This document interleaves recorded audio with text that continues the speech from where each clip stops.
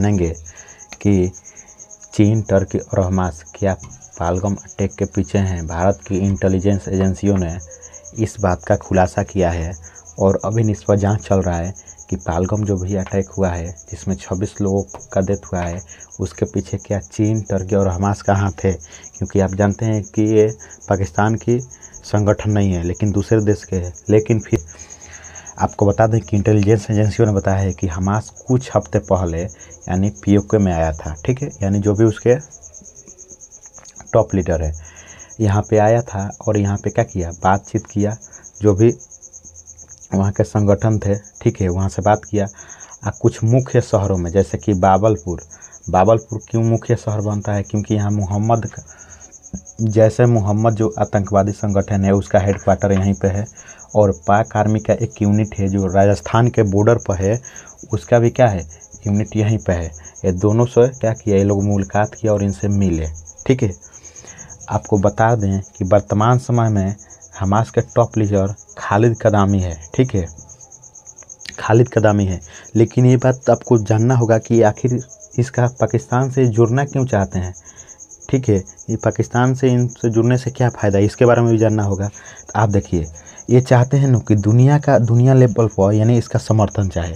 यानी जैसे कि आप जानते होंगे कि गाजा में इजराइल क्या कर रहा है, इन पर बहुत भारी बमबारी कर रहा है, क्योंकि 7 अक्टूबर को इन्होंने वहाँ पे कम से कम 3035 लोगों को मार दिया था।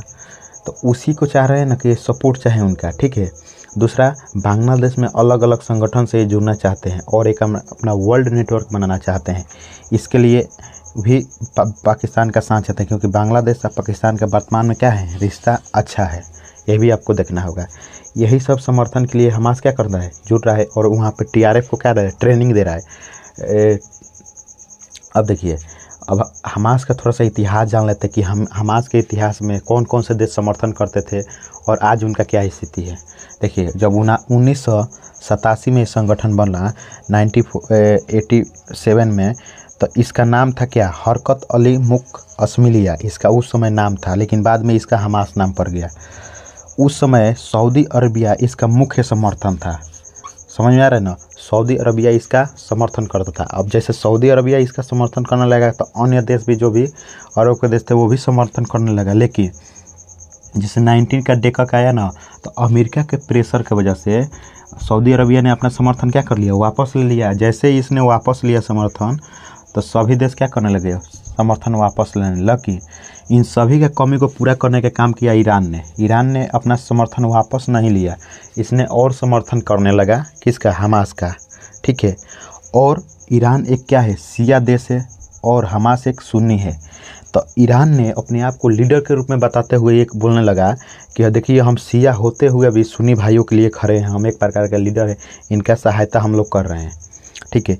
इसको देख रहा था टर्की, चुपचाप देख रहा था कि ईरान कर क्या रहा है। जैसे ईरान को देखा तो अब इसको होड़ लग गया कि क्योंकि ये ओटोमन साम्राज्य तुर्की में था, तो अब इसको भी मन आ गया कि हम भी लीडर बनेंगे, क्योंकि ये सुन्नी है। अब ये लगा इन लोगों को हमास का समर्थन करने, ठीक है।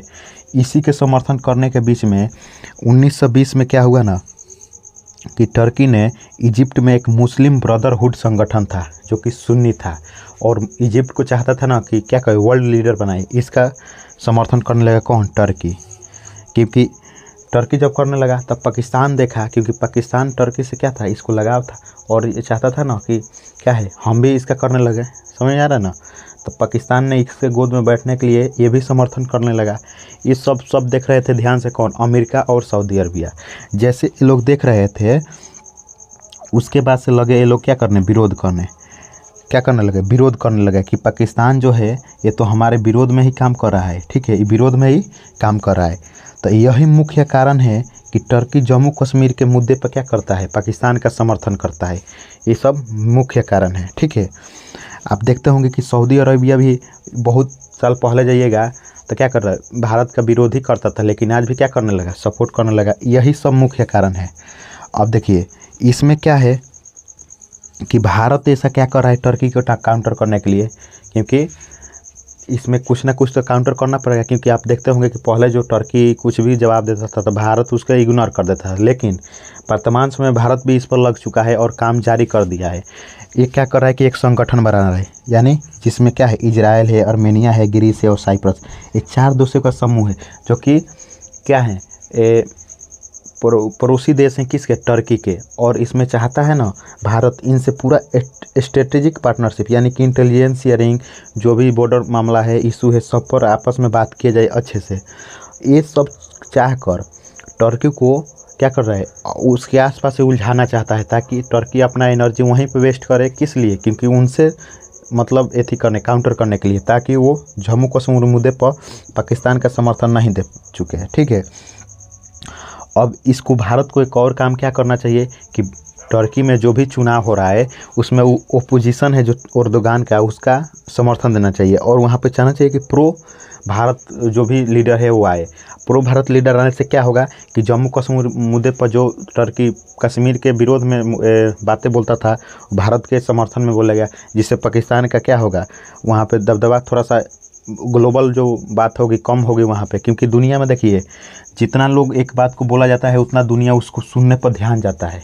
आप ही देखिए कोई झगड़ा होगा जिसमें बार बार किसी को बोला जाएगा, उस पर ध्यान जाता है कि हाँ ये बात लगता है कोई मुद्दा है, इस पर ध्यान दिया जाए। लेकिन कोई एक आया बोला, उससे कोई ध्यान नहीं देता है। वैसे ही पाकिस्तान है, बिना काम के काम चिल्लाते रहता है कि ये हो गया, ये हो गया। ठीक है, अभी देखिए पाकिस्तान में बहुत सारा डेवलपमेंट हो रहा है, जिसमें क्या हो गया है कि उसके आर्मी चीफ हैं वो भी कहीं से पता चल रहा है कि देश छोड़कर गए हैं। इस पर भी ध्यान देना है कि ये गए कहाँ है। और चीन ने क्या किया है कि अपना कुछ मिसाइल भी भेजा है पाकिस्तान को, तो इस पर भी हम वीडियो